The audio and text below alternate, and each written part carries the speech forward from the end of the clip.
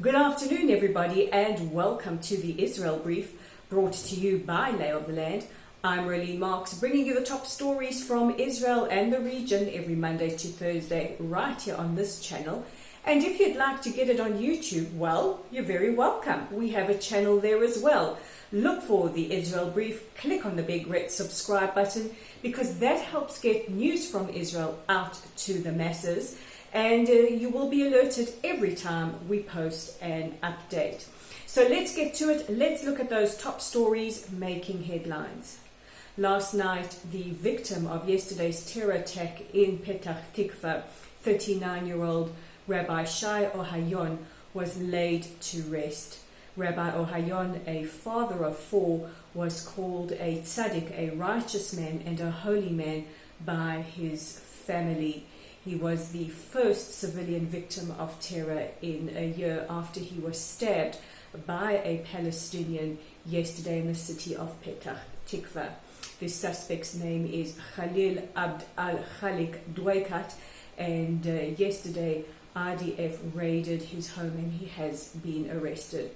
Now, it was made apparent to the press that apparently Dwaykat suffered from mental illness and had approached the Palestinian authorities' welfare system but was summarily ignored. And when we do have updates of the story, we will keep you up to date.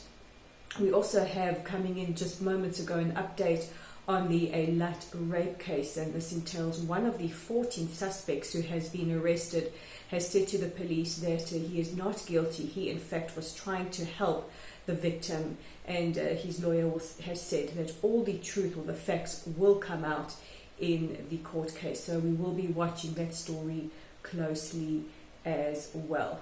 But let's go now to Gaza, where there has been an increase in the amount of fatalities as a result of coronavirus.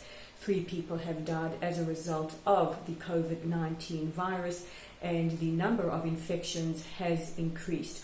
Hamas have increased the time of lockdown. But also, while we're talking about Gaza, we also have to mention that the arson terror balloons have continued to come over the border from the Gaza Strip into southern Israel, setting fire to agricultural and natural reserve land. And this morning, a cluster of balloons was found with grenades inside.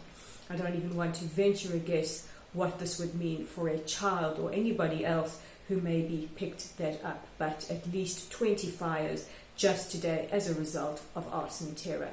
And the IDF will continue to strike terror targets within the Gaza Strip. We now go to Berlin, where Israel's Foreign Minister Gabi Ashkenazi has met with his German counterpart Heiko Maas at a villa that was once used by senior Nazi members to plan the Holocaust. And in an incredible irony, the two foreign ministers met there today to discuss further embargo on arms for Iran. Iran has declared Israel a sworn enemy and has sworn to our destruction. It's an absolutely incredible irony. And our last story of the day takes us to Lebanon, and a man has been convicted for the 2005 assassination of former Lebanese Prime Minister Rafiq Al Hariri. And it has been claimed that he has ties to a Hizbollah hit squad. And since the Beirut blast that took place several weeks ago, there has been growing dissent by the people of Lebanon against Hizbollah and calls for Hizbollah to be stamped out. Will this happen? It remains to be seen, but it could seriously change Israel and Lebanese relations. Just weeks ago, the Lebanese president said that he's not against peace talks with the state of Israel.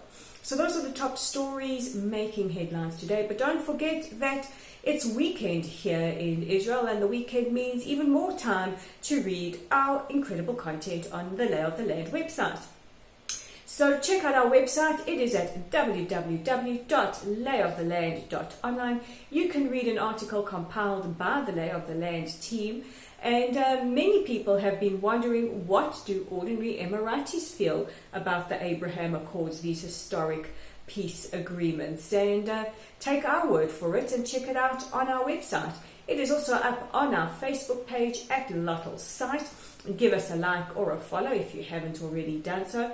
And don't forget that we like to bring you a little Shabbat surprise every Friday morning and pop us a Shabbat Shalom. We are also on YouTube at the Israel Brief. Click on that big red subscribe button and interact with us on Twitter. And you can find us there at Lay on the Land with the digit 5.